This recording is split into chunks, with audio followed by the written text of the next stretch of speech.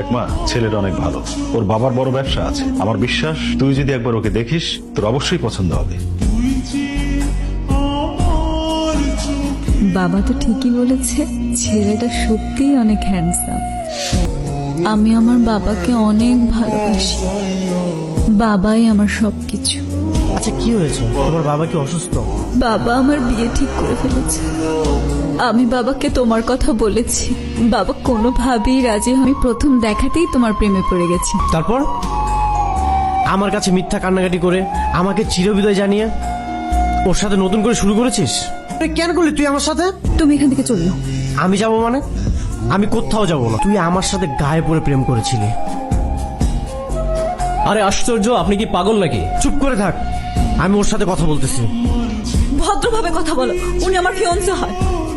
এই ভদ্রতা তোর থেকে আমার শিখতে হবে?